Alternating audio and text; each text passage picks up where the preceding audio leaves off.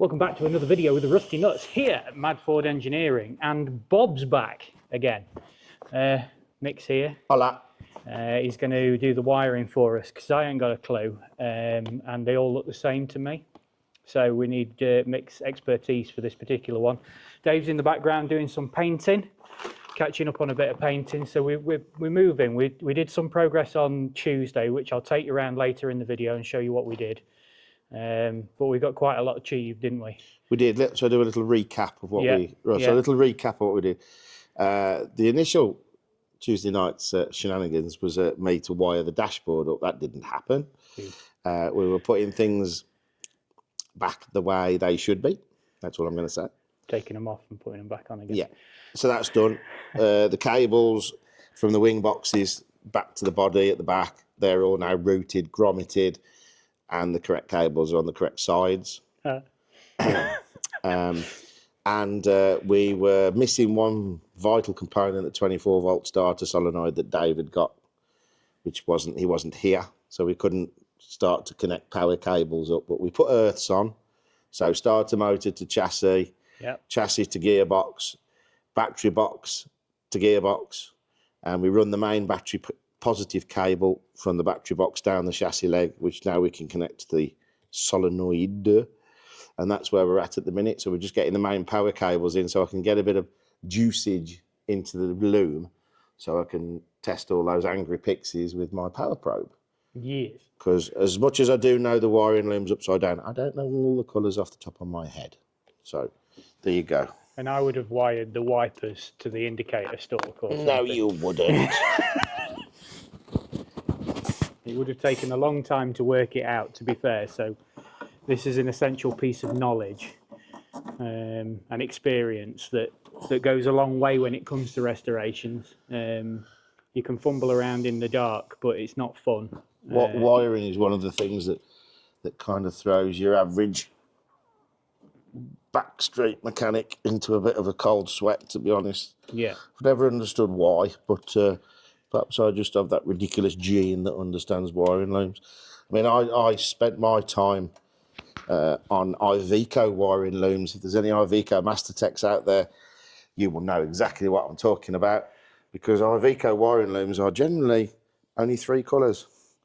Really? Yeah, and they have little numbers printed on them, and those numbers tell you where it goes from, where it goes to, and what it does.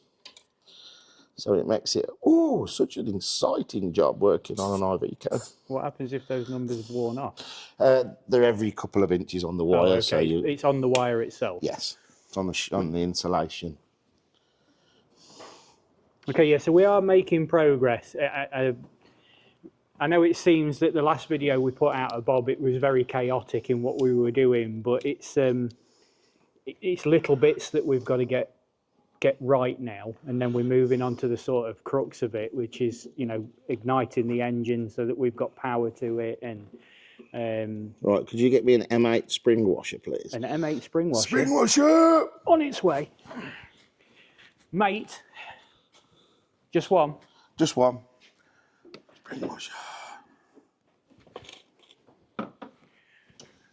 Handily, all of Mick's stuff is marked up with the sizes.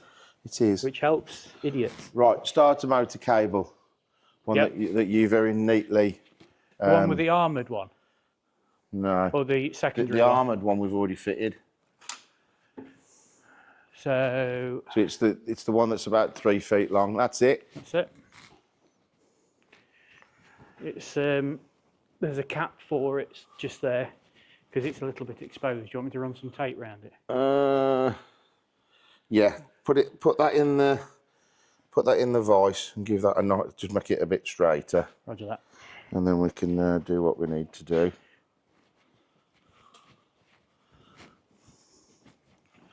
Tessa tape.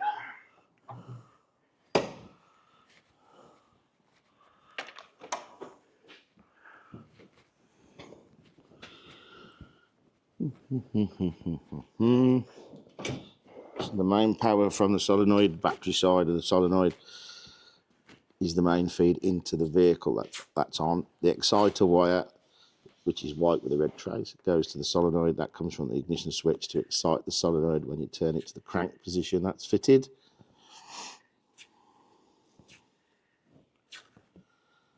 Generator's wired under the bonnet.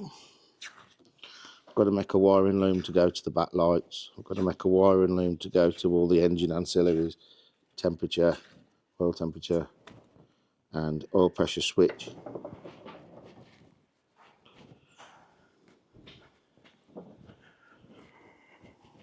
They come bearing gifts. Fantastico. So I think these are two different sizes, aren't they? Yes, they are. So that's starter motor end.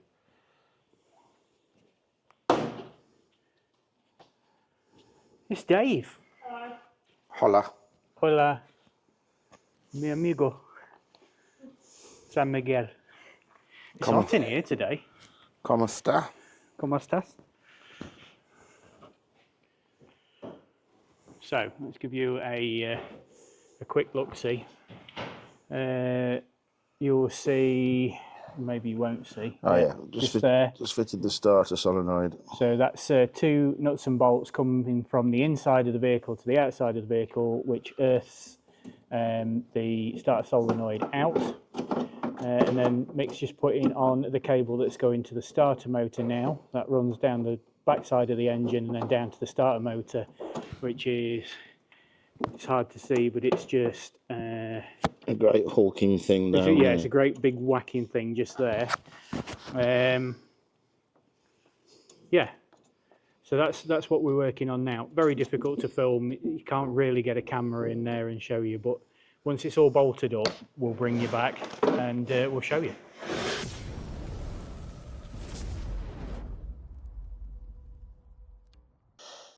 Okay, that's the main power cable on. You might be able to see it now with a little bit of light. Just there. There we are. Right, if you'd like to go underneath with some cable ties and clip that main battery cable to just to that clutch pipe there, just to keep it out of harm's way. Yep. Right, so we've got a bit of tool time. We like tools. So anybody out there that owns a Land Rover will no doubt have come across these things. Hang on. Here we go. Yeah. And these things. Yeah. Now these are available on eBay, and these are available on eBay. But now I must have bought these 35 years ago, easy. These are a little tool. You put that in there, bit of crush, and that puts the crimp on. Oh, that's very cool. And then you get rid of that. You can solder them on the end as well if necessary. And then not only that, if you come over here, Liam, I've just done that one there for the heater. So if you ever struggle trying to get that into there, get yourself a pair of these. Ooh. That sits there, that sits there. Oh, yeah, that's good. And it pushes them together.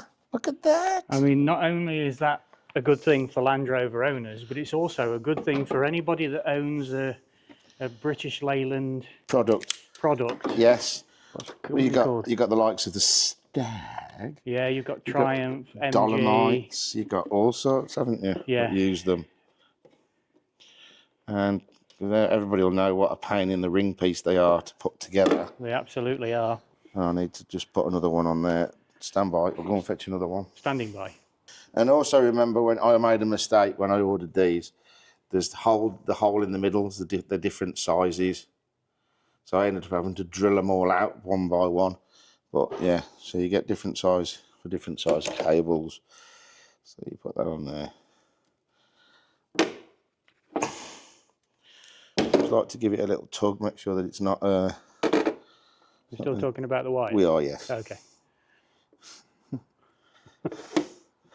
And put that on there. No, Push that together. That's a very cool tool. Done. Now that is the heater wired. Using the original connectors. Okay, we're back. We have removed the wiring tape so that we can get to all of the wires and put the correct tape on. Because I wasn't having it. Sorry. Man wasn't happy. I have to say at this point in the film, it was me that did the tape. So hands up, my fault. I used the tape that I thought was right, which wasn't.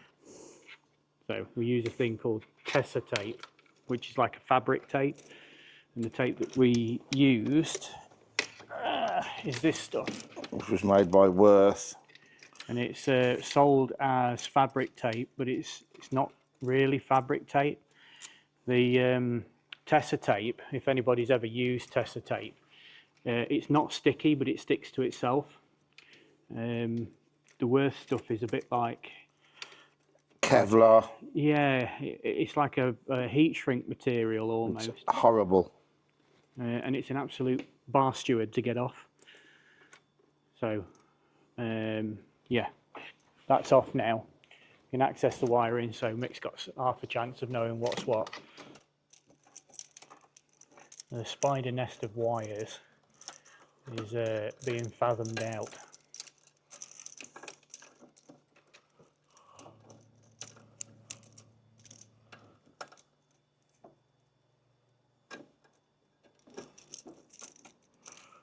Side lights.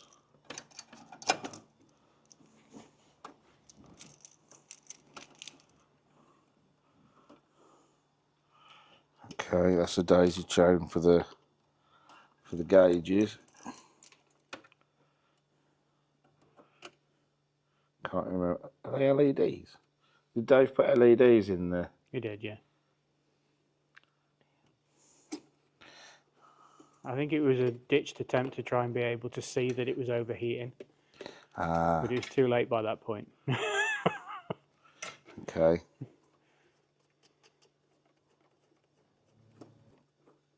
So it's really great that Land Rover didn't put a multi-plug on the loom to connect it to the clocks. It's really nice of them, that was. Why, when they've got multiple miles of cable Exactly. instead? Right, and there's one wire there that needs to go to ground as well. When I work out which wire, which light that's for. That's the trailer. That's the alternator warning light, which I think is. Oh, that's the alternator warning light. I think. So what are we doing now then, Mick? I'm making a jumper cable that goes between the batteries to create 24 volts. Because Bob is a 24 volt system for the FFR side of the vehicle. That is correct.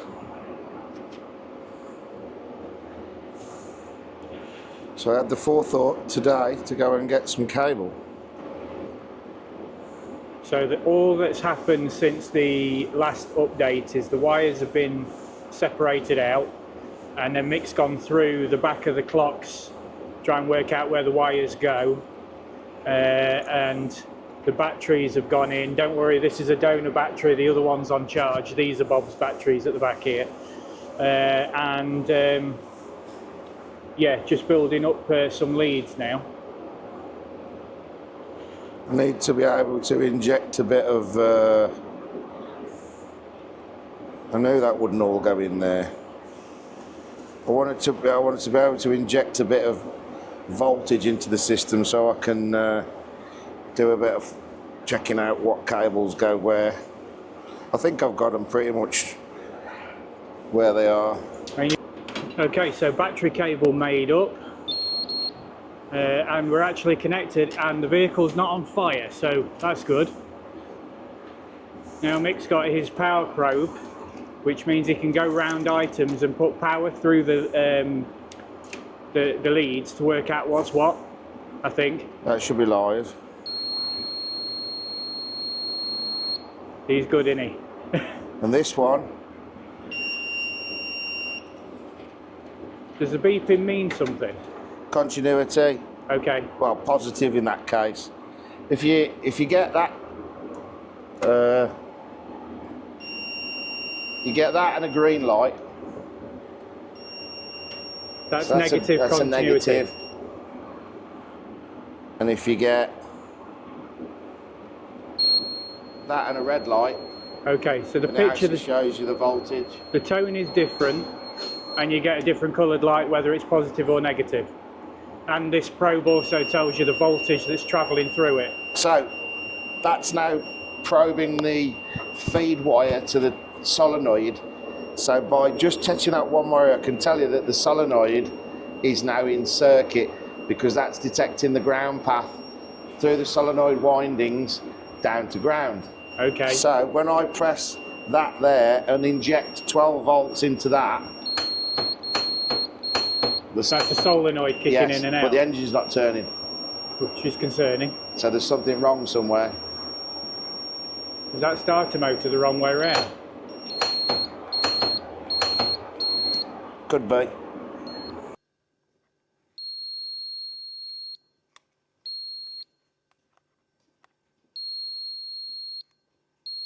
Ah.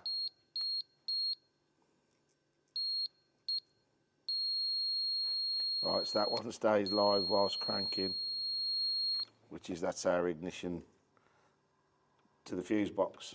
Yeah. And then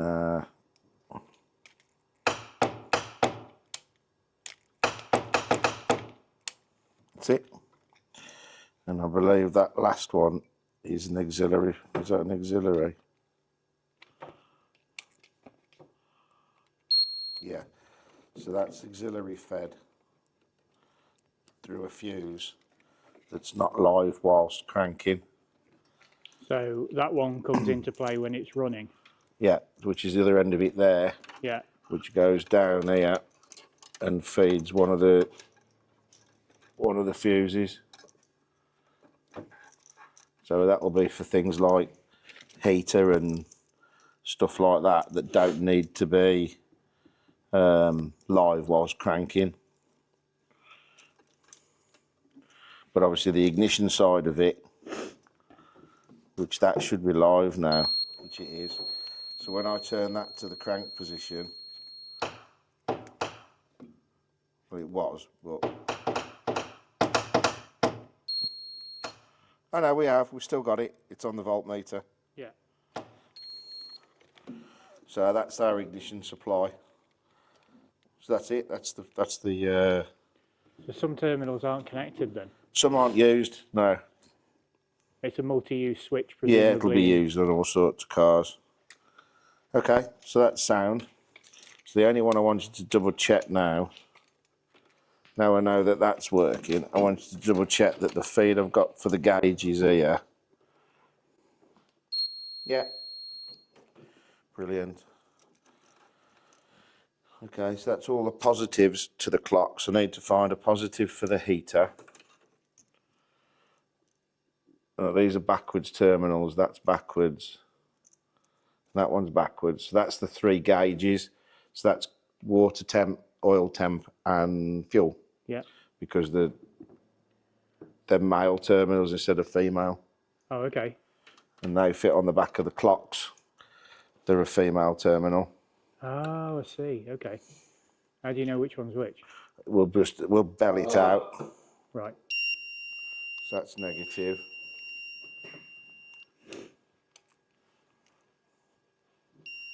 So that's a ground. I think it should be a white wire because that's ignition switched. So that's our battery light.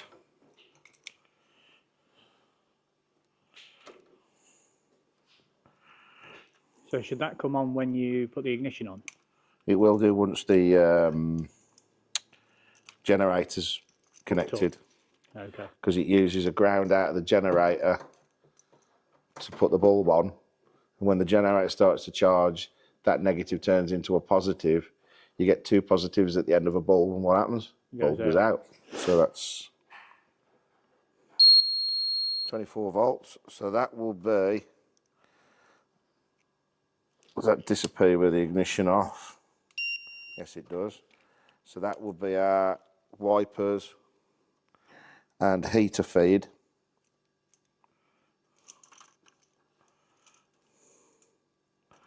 Actually, that's doubled up, that is, so that could be wipers or heater, to be fair.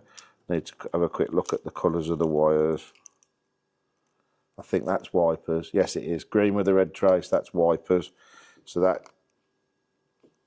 and the ignition's on. That should be live. And it's not, so we've got some at unplugged somewhere. That's washers. Yes. Red with a green tracer is your Wipers. Is into your wiper. Correct. So that's wipers, that's washers. I think that one's going to be a heater. All these are dead. I think that that one's ground. What's that one going to? That could be heater. Well, the heater fan works. Oh, I can feel air. Well, a light breeze. Yeah, so let's not get too blown away by it. So the heater's only got one speed now, which is mediocre at best.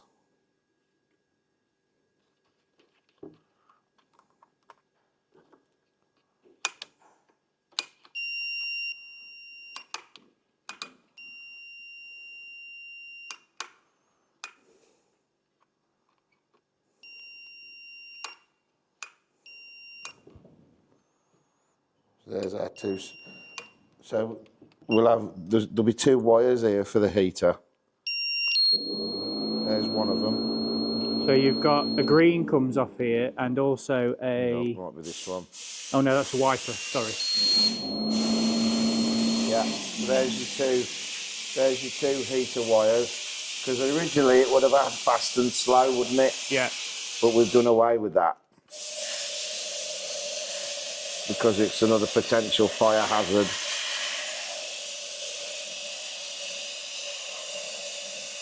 Well, it very much was a fire hazard on Bob, because I had to rip the wires out of it because it was on fire. You did.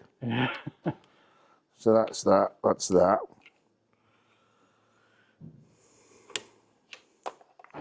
So what we need now, it's got double wires on. That's got 12 volts. 24 volts. So there's a possibility it's that one. It's going to be quite a chunky one.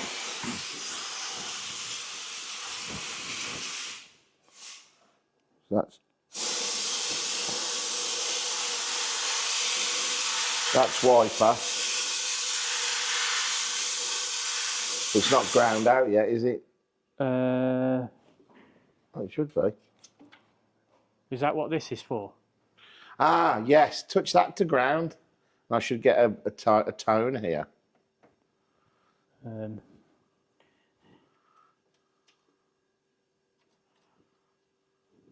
No.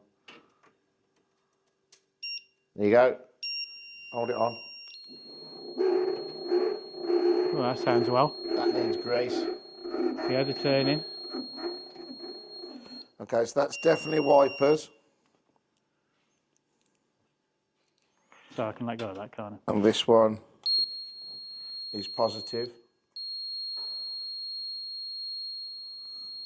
which is green and brown.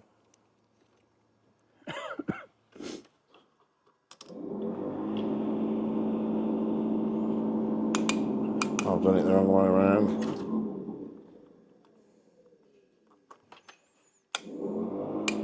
Nice.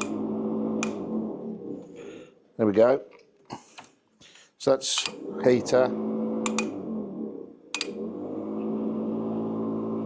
Oh, we have got a bit of yeah. That's washers. Well, it's like a light breeze. Yeah. In a, like a light summer's breeze. Yeah, yeah. Bob's slowly coming back to life here. So let's just work this out. Positive in there, positive out. So that's the washers. So that's that one that goes there. Just remember, there's no washer pump connected. No. So we've got a bit of a crap game here. So that's going to be our output. Where's our double wire there, which is that one? That's going to be on there. Hold your wire on ground again, kid. Oh shit, fuck. Went with the right spot. Hang on. That's backwards.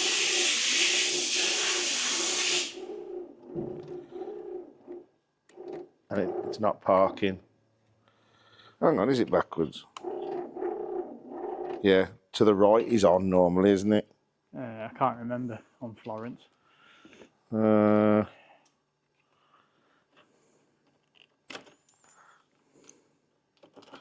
can't remember. Yeah, to the right is on.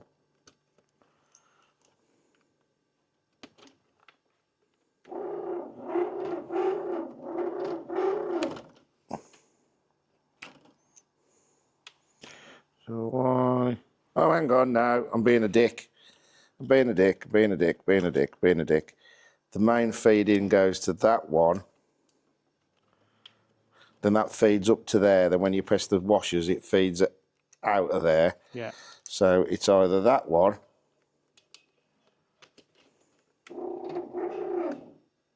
Now, there should be a...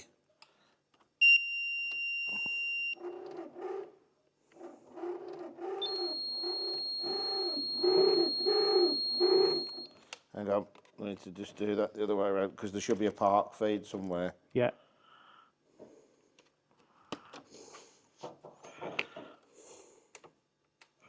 It's not that one. Ooh, bearing in mind we guessed on this. Did you? Yeah, because all the other vehicles in the yard were completely different wiring colour.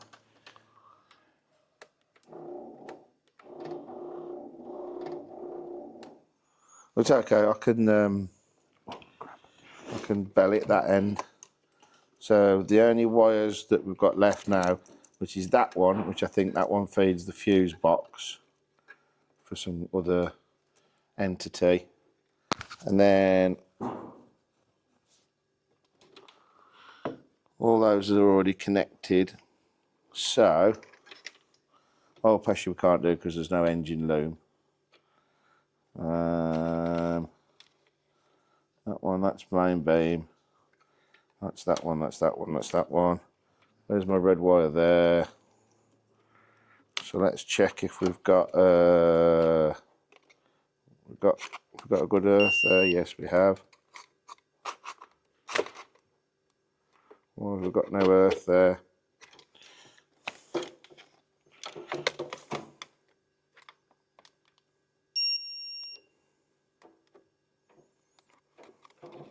That don't make any sense. It's just a wire from one to the other, isn't it?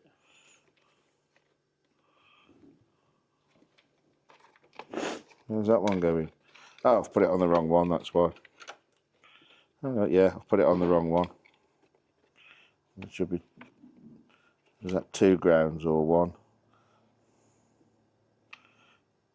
Yeah, I've put it on the wrong one. Let's swap that over to that one.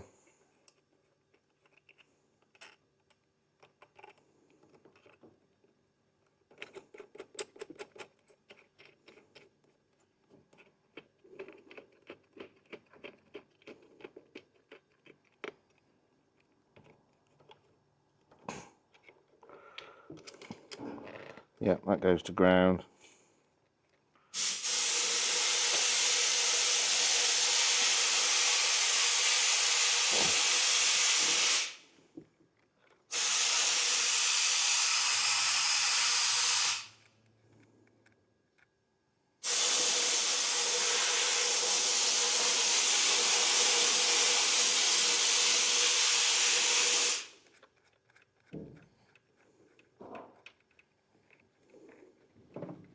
There is a green wire coming off the fuse box that's been cut by the look of it. What could that be? Yeah, we've got ground to that clock now. Don't know. I'll have a look. I'll look into it.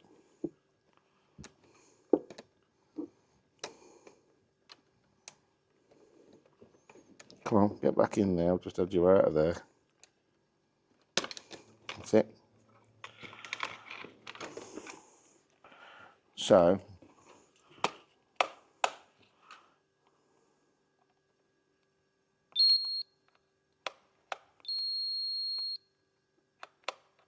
switch is knackered. What's that one for? Panel lights. Oh, I wonder if that's why we had no lights.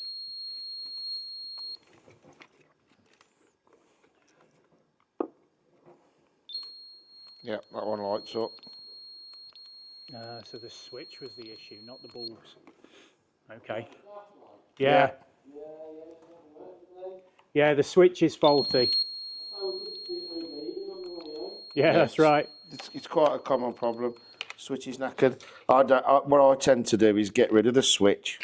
And just wire them join in. them two straight together. I would do that anyway. Leave the switch in place because it covers a hole. Yeah. But yeah. No, they're not on all the time. They're only on when you put your lights on.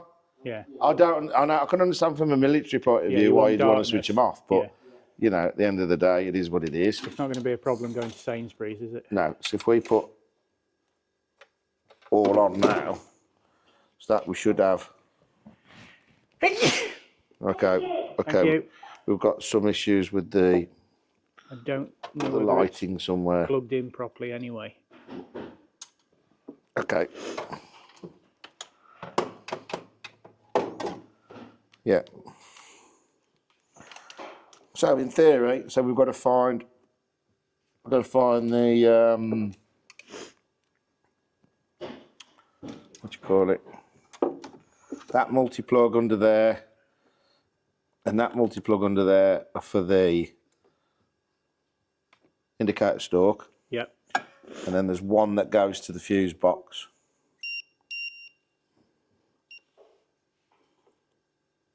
How was that? Is it earthing through you? That was earthing through me. Wow. Wow. It's your electric personality. Wow.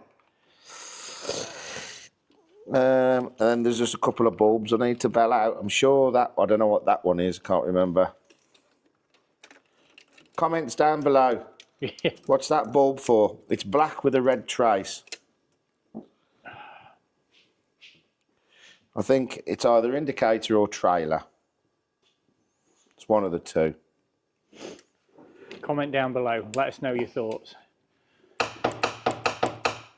That's disconcerting. Why is the starter playing up?